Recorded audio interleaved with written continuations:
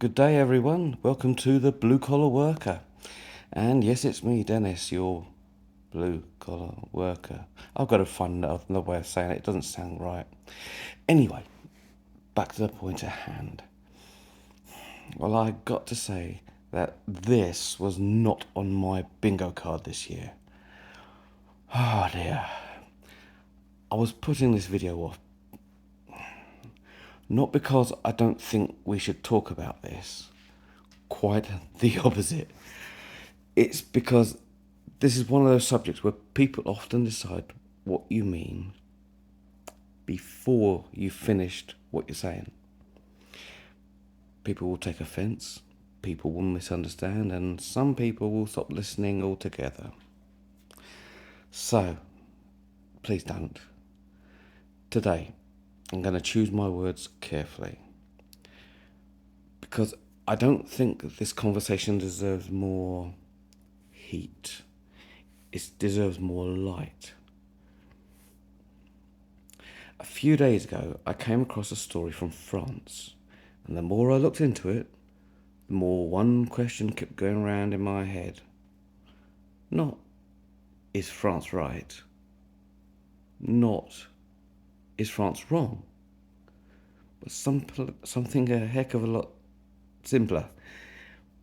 Why are they prepared to have this conversation publicly, whilst Britain hardly seems willing to have the conversation at all?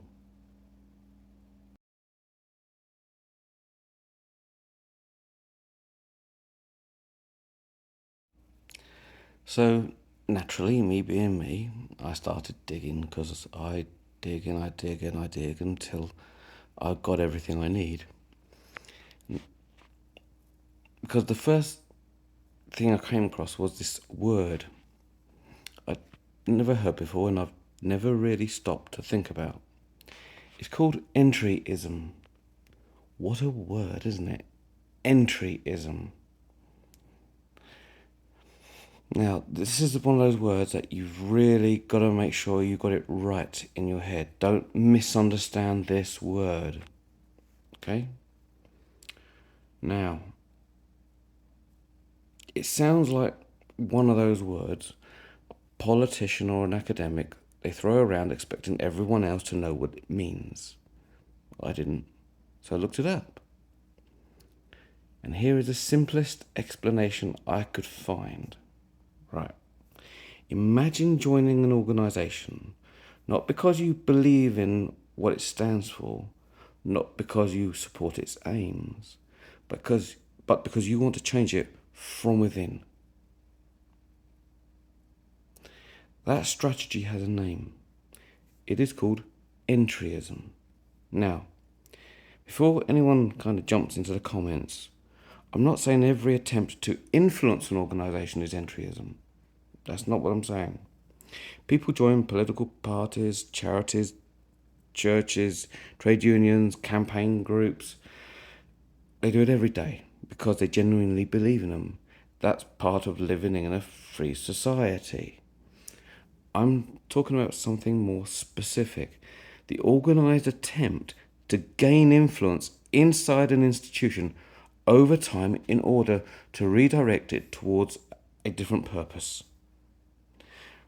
Whether that happens often, rarely, or not at all, well, that depends on the evidence. And that's exactly why this subject deserves careful discussion rather than assumptions.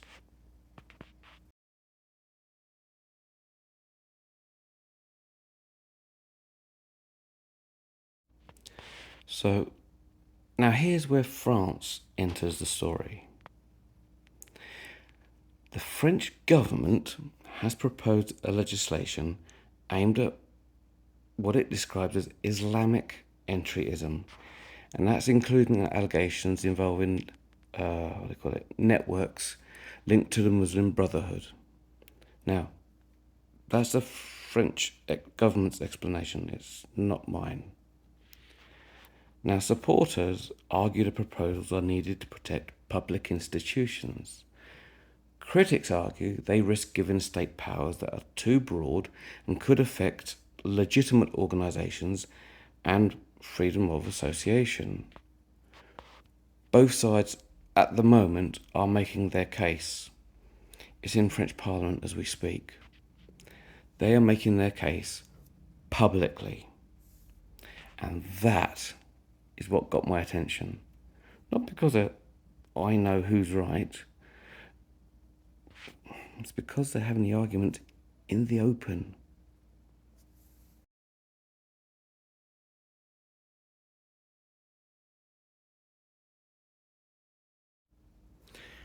Now, this is where things got really interesting. Because the more I thought about France, the less I found myself thinking about France. How do I put this? I found myself thinking about Britain. Because every democracy eventually faces difficult questions. Questions that don't have easy answers. So, how do you protect public institutions without restricting legitimate freedoms? How do you defend democracy without becoming less democratic? How do you deal with organised attempts to influence institutions, if they exist, while making sure innocent people aren't treated with suspicion?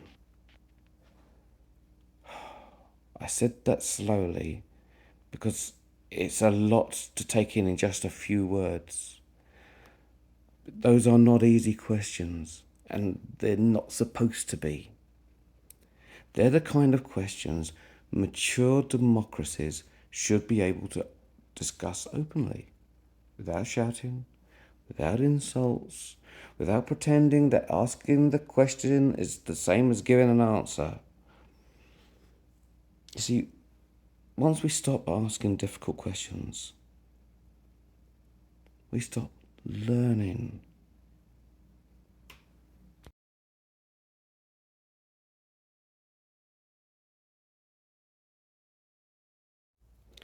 So here we go.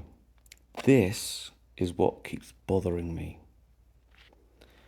Britain has always been at its best when we have had confidence in ourselves, confidence in our institutions, confidence in our traditions, our ability to argue and still remain one country afterwards.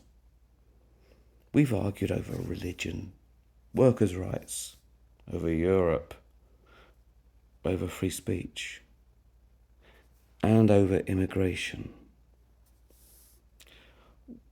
We have even argued over the role of government, sometimes passionately, sometimes badly. But we've argued. Because democracy isn't the absence of disagreement, it's the ability to disagree without fearing the conversation itself. So when another democratic country starts debating a subject like entryism, I don't think the first question should be, do we agree with France? I think the first question should be, what can we learn from this? What can we learn from this debate they're having? Maybe nothing. Maybe quite a lot. But we'll never know. See, we're too nervous to have the conversation.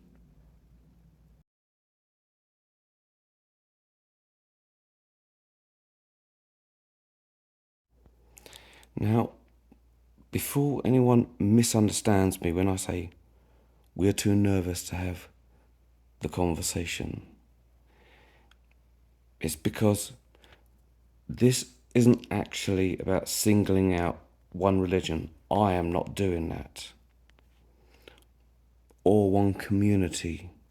I'm not doing that, okay? Or even one political belief. It's about principle. If any organised group, whatever its beliefs, whatever its ideology, deliberately sought to influence public institutions in a way that Parliament considered unlawful or harmful, surely the question becomes, what is the right response? Do the laws we already have deal with it? If so, good. If not, what should change? Now that's what they call a debate, not a verdict. A debate.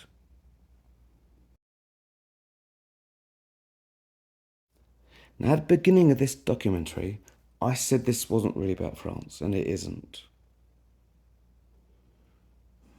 It's about confidence. Confidence that ordinary people are capable of hearing difficult ideas, examining evidence, listening to opposing views, and making up their own minds.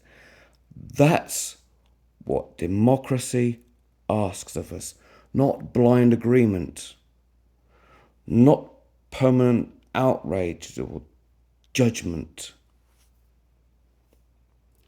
Maybe France has got this right. Maybe France has got this wrong, but time will tell. I hope Britain never becomes a country that is frightened of asking difficult questions, because free societies don't become stronger by avoiding uncomfortable conversations. They become stronger by having them honestly, respectfully, and with enough confidence to follow the evidence where it leads.